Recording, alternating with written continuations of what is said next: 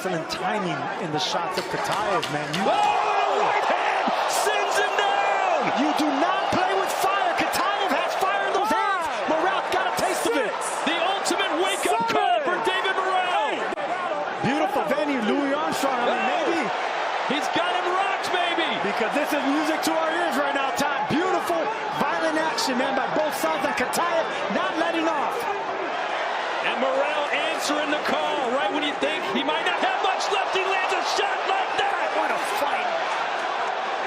It's mon over. Do we have some shit to discuss and talk about? Let's start off with David Morel versus Katay.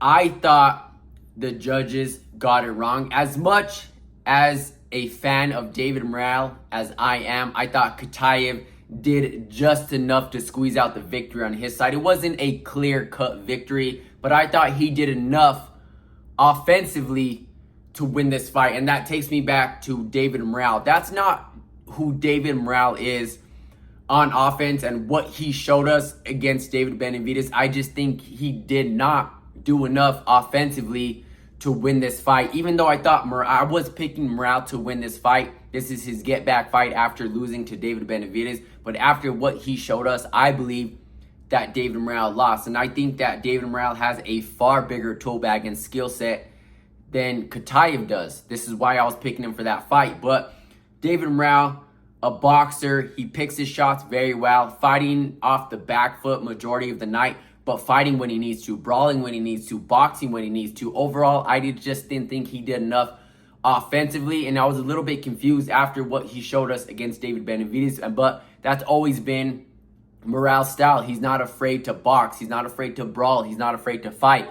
And unfortunately, I thought Morel would have got the victory, a clear-cut victory, possibly even the stoppage in the 12th round. He was hitting Katay with some heavy shots. I know easier said than done, but tired, exhausted, not really much left in the gas tank. And then Morel, he's a showboater, right? He likes to show off. That's what he does. That's part of his style. And then unfortunately, he does get caught in the 5th round, which he was winning. Makes it a 10-8 round.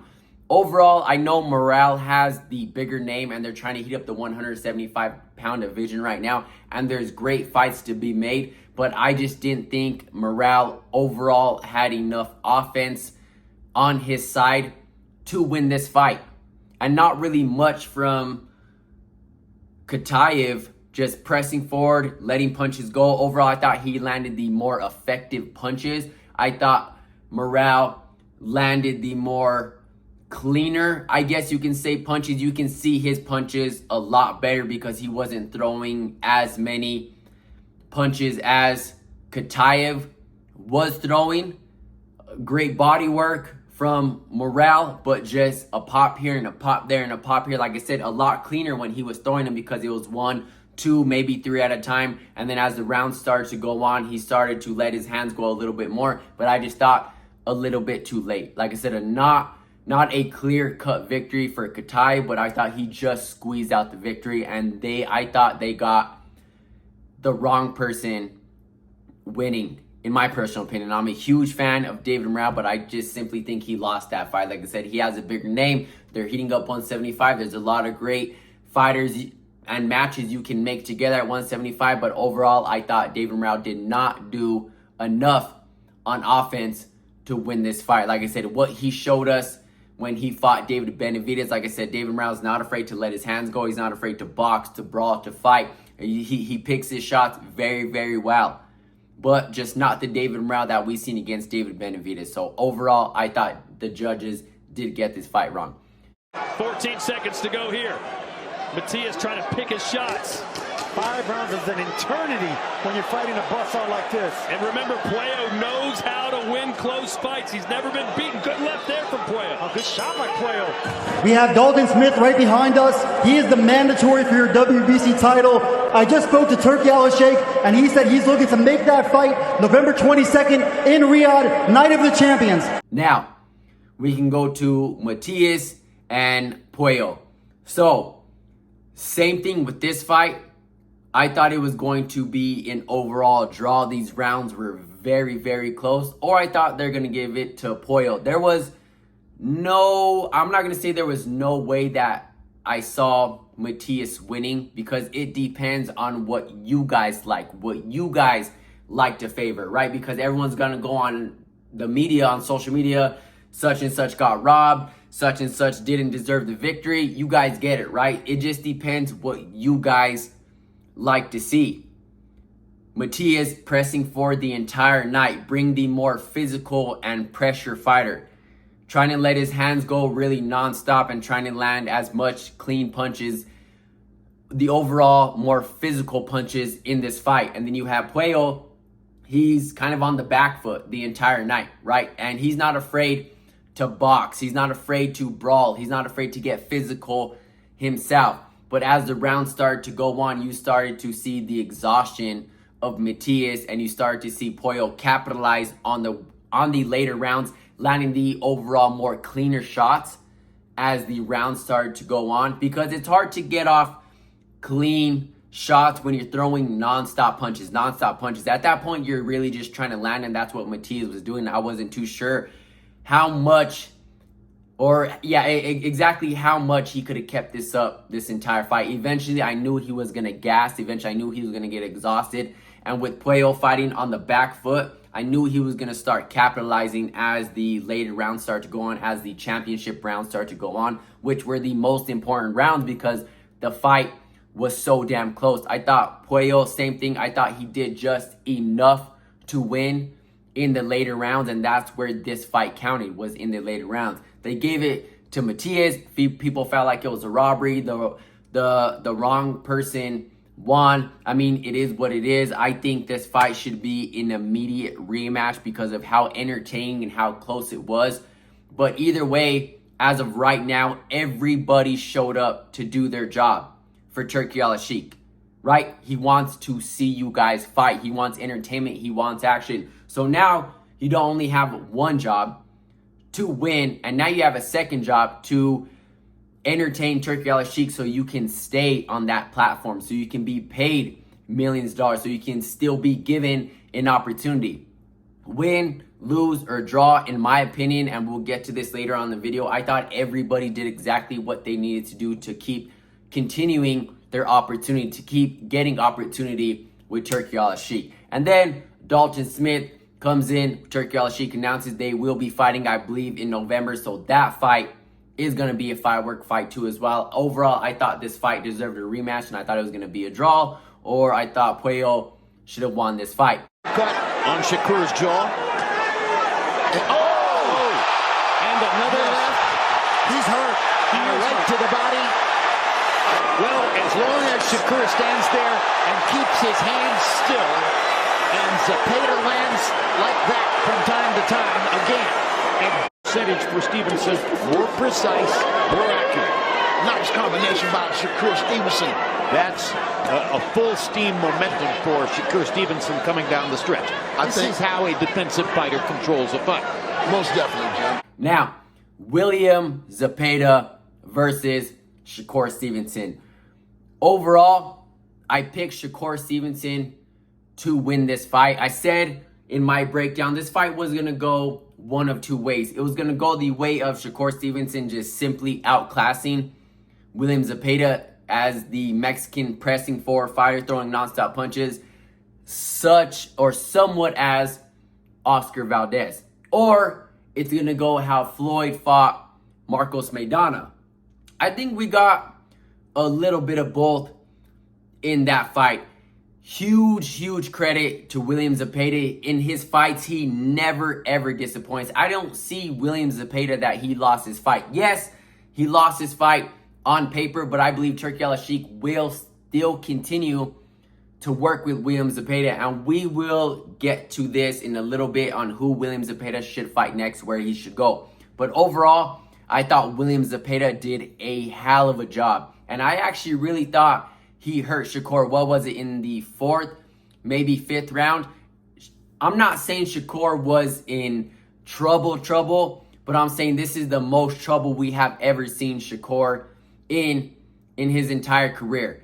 And Shakur really showed so much more of a skill set and showed us the type of tools he had in his tool bag in his toolbox and proved everybody wrong, right? He even said he put himself in much more of harm's way in this fight, but he gave Turki Al-Sheikh exactly what he wanted. He gave the fans exactly what he wanted. He proved everybody wrong that he can fight if he wants to. He can use his skills if he wants to. He can fight off the back foot. He can fight on the inside if he wants to. He can exchange with the Mexican brawler if he wants to, and he did exactly that. There was, like I said, a few times where Shakur did get hit with some clean, heavy shots that we haven't seen him get hit with throughout his career, but I thought Shakur took himself to the next level. He took a huge chance on himself, and I didn't think Shakur went to the ropes. I thought at some moments he went to the ropes voluntarily to maybe gas Zepeda, to show the type of defense he does have, to where Zepeda is going to shoot and Shakur is going to catch it and he's going to time it and he's going to, you miss and you pay. Overall, I thought Shakur had the much more crispier, cleaner, accurate punches. But Shakur did get somewhat exposed, but because he took a chance on himself, right? He showed that he can outclass this type of style. I thought the fight was closer than what the judge made it out to be. I didn't think it was super competitive, but overall I thought Shakur had a clean cut victory over William Zepeda. Overall, prediction was fair, somewhat right, 50-50. Let me know what you guys think about this fight. Like I said, I thought it was a little bit closer than what the judges made it out to be, but we knew what William Zepeda was coming with, and that's how William Zepeda fights. He leans. It's like his front head is a heavy bag, and he doesn't mind to take one, to give one, and he's going to just try to get as many punches off as he can, and I thought he had success with it. From yesterday's date, that was Shakur's most competitive and physical fight.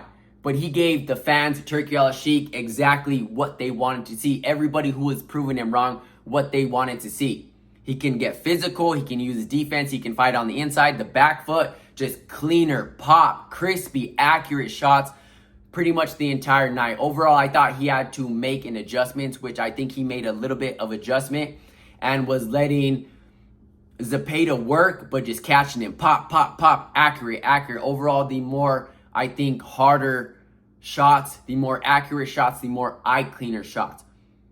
Great performances by both fighters. Even though I said William Zepeda lost, I don't believe he's going anywhere. Now, the only place Shakur Stevenson should go next is who else? Floyd Kid Austin Schofield. That's who he should fight next. That fight will be fireworks. And he should add that onto the card in November. I believe it's in November. And then you have Tank versus Roach is already planned for August. So that time is taken up. Those fighters are crossed off the list. They already have something planned for August. They got their rematch, right? So that leaves Shakur with Floyd Kid Austin Schofield after coming off a great first round knockout against Tevin Farmer. And then we have William Zepeda back in the mix. He should either fight the loser of Tank versus Roach or the loser out of Shakur versus Kid Austin Schofield.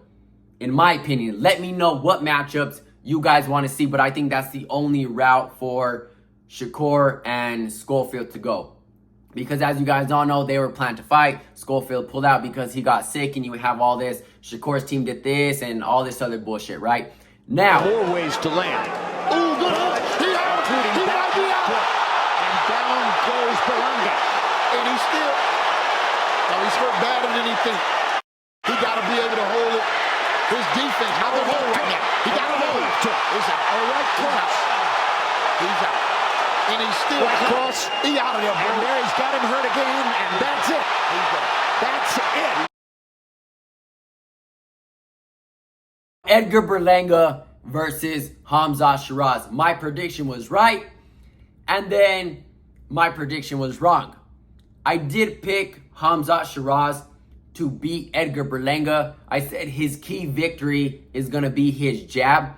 I said if he can use his jab, the reach, the length that he does have, if he can maneuver his way around the ring, work his way around the ring, but continuing to keep active on offense, continuing to use that jab and mix up the combinations when he needs to. Stay away off the ropes. Stay away from Edgar Berlanga's knockout power, his physical strength. I know Edgar Berlanga is a very emotional fighter, and I knew he was going to come in there to be the bully in this fight. But Hamza Shiraz showed us an entirely different skill set. He fought on the outside. Like I said, I thought he could have used his jab a lot more. I thought he could have scored off his jab a lot more. But overall, a great performance. He fought on the outside. He fought it on the inside. He had the more cleaner, effective, accurate punches in this fight, dropping Edgar Berlanga twice. And then as the round continues to go on into the next round, he stops Edgar Berlanga, right? I thought overall Hamza Shiraz needed he did exactly what he needed to do based off his last performance, where people felt like he lost or where people felt like he got favored because of Turki Al-Sheikh has plans for him. But Hamza Shiraz pretty much proved everybody that he is that dude. And I believe he is going to be, like I've been saying, and this has something to do with Turki Al-Sheikh because we know Turki Al-Sheikh favors Hamza Shiraz as a person and as a fighter, but that doesn't take anything away from his performance. And I believe Hamza Shiraz will be a part of Canelo's 4-fight deal that he does have with Turki Al-Sheikh. But I'm not trying to rush anything because we have Canelo versus Crawford going down in September. And from what we've seen this year, plans have been brewing for Turki Al-Sheikh all around the board. Right now, where does Edgar Berlanga go from here? I think Edgar Berlanga should fight, and it only makes sense for him and Caleb Plant stars to align, and they can make a fight happen. Right? Let me know what you guys think about this, and I hope this is a humble lesson for Edgar Berlanga. Overall, I thought he's been doing a little bit too much. I thought he's been far disrespectful in this fight. It's like his character just went through the damn roof after he fought Canelo Alvarez. It's like, I get the confidence. I get this is an entertaining sport. I get you have to sell the fight. And I'm not saying he just switched up his character. He's always been that character, but it just went through the damn roof, and I didn't think he needed to do any of that. But I'm glad Hamza Shiraz showed class this entire time. And I get, talk your shit, you know what I mean? Back yourself up. I get it. This is an entertaining sport. This is not a friendly competition sport. But I'm glad both of them, at the end of the day, at the end of the fight, that both of them showed great sportsmanship and both of them really showed respect. So let's hope Edgar Berlanga takes a chill pill, but we never know because I think he should fight Caleb Plant. Obviously, Caleb Plant, with his loss, coming off a loss, I just think it makes sense for them to fight right now. If there's any time to do it, it's right now. Let me know what you guys think about these fights. Let me know the wrongs, the rights, what you guys think overall, and I'll catch you guys in the next one. I'm out.